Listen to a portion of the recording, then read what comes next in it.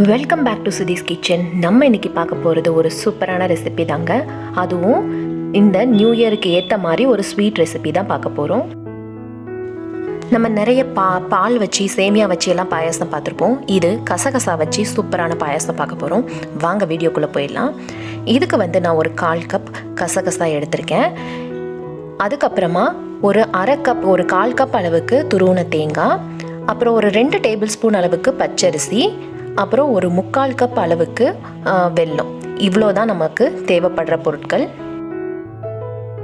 இப்போ இந்த கசகசாவை எடுத்து நல்லா ட்ரை ரோஸ்ட் பண்ணிக்க போகிறோம்.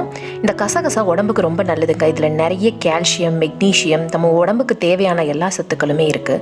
அப்புறம் இன்னொன்று என்ன அப்படின்னா, இதை சாப்பிட்ட உடனே நமக்கு நல்ல தூக்கம் வரும். ஸோ தூக்கம் இல்லாமல் அவதிப்படுறவங்க யாராக இருந்தாலும் இந்த மாதிரி கசகசாவை எந்த ஃபார்ம்லையும் எடுத்துக்கலாம்.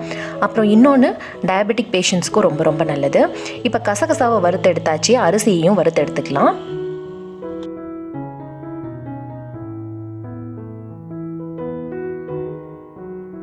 ஸோ நார்மலாக எப்பயும் போல் பால் பாயாசம், அரிசி பாயாசம் பண்ணுறதுக்கு பதிலாக இந்த மாதிரி டிஃப்ரெண்ட்டாகவும் இந்த மாதிரி பாயாசம் ட்ரை பண்ணி பாருங்கள். ரொம்ப நல்லாயிருக்கும், ரொம்ப நல்லதும் கூட ஹெல்த்துக்கு.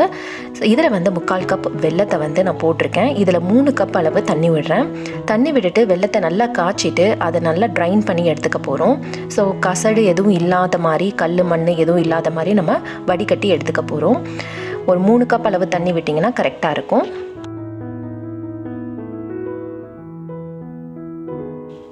இதில் நீங்கள் சர்க்கரையோ இல்லை நாட்டு சர்க்கரையோ இல்லை கருப்பட்டியோ எது வேணாலும் சேர்த்து பண்ணலாங்க. எது பண்ணாலும் ரொம்ப நல்லாயிருக்கும். நான் இன்றைக்கி வெல்லம் தான் யூஸ் பண்ணியிருக்கேன்.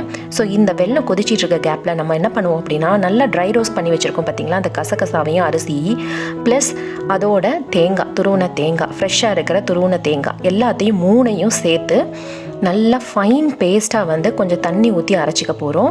நல்லா ஃபைன் பேஸ்ட்டாக இருக்கணுங்க. ரொம்ப திப்ளியாக இருந்துச்சு அப்படின்னா அது ஒரு மாதிரியாக இருக்கும் சாப்பிட்றதுக்கு. பட் ஃபைன் பேஸ்ட்டாக இருந்தால் ரொம்ப நல்லாயிருக்கும். இப்போ பாருங்கள், நான் வெல்லத்தை வடிகட்டி எடுத்தாச்சு.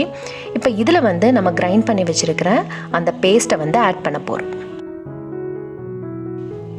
ஸோ இதை நல்லா கிளறி விட்டுட்டு நல்லா கொதிக்க விடணும். இதில் இருக்கிற ஸ்மெல் எல்லாமே போகணும். அண்ட் ப்ளஸ் அரிசியும் கசகசா ஏற்கனவே நல்லா ட்ரை ரோஸ்ட் பண்ணிட்டோம். அதனால் அது நல்லா குக் ஆகிடுச்சு. ஆனாலும் இதோட இந்த மர்ஜ் ஆகணும், இந்த ஜாகரியோட மர்ஜ் ஆகிற மாதிரி அது குக் ஆகணும். ஸோ அதுக்காக நம்ம ஒரு 5 மினிட்ஸ்க்கு நல்லா பாயில் பண்ண விட்டுறலாம்.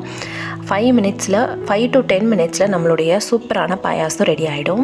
ஸோ இது நல்லா கொதிச்சிட்ருக்கு பாருங்கள். கொதித்த உடனே கொஞ்சம் கட்டிப்பட ஆரம்பிக்கும். ஏன்னா கசகசாவும் அரிசியும் போட்டதுனால கொஞ்சம் கட்டியாக ஆரம்பிக்கும். உங்களுக்கு வேணும்னா கொஞ்சம் தண்ணி விட்டுக்கலாம். இல்லை அப்படின்னா கொஞ்சம் கட்டியாக இருக்கட்டும் அப்படின்னா விட்டுறலாம். ஏன்னா நம்ம கடைசியில் கொஞ்சமாக பாலும் சேர்க்க போகிறோம். அதனால் கொஞ்சம் கட்டியாக இருந்தாலும் ஒன்றும் பிரச்சனை கிடையாது. ஸோ இந்த ஸ்டேஜில் நான் ஒரு ஏலக்காய் பொடி இருந்தாலும் சேர்த்துக்கலாம், இல்லை ஏலக்காய் அப்படியே தட்டி சேர்த்துக்கோங்க. அப்புறம் நெய்யில் ஃப்ரை பண்ண கேஷ்யூஸும் சேர்த்துக்க போகிறேன். ஸோ நம்ம எந்த விதத்துலேயும் நெய்ஸ் ஆட் பண்ணலை. ஸோ கடைசியில் இந்த நெய்ஸ் ஆட் பண்ணும்போது பாருங்கள், மேலே அப்படி மிதக்குது பாருங்கள். அது ரொம்ப நல்லா இருக்கும் டேஸ்ட்டு.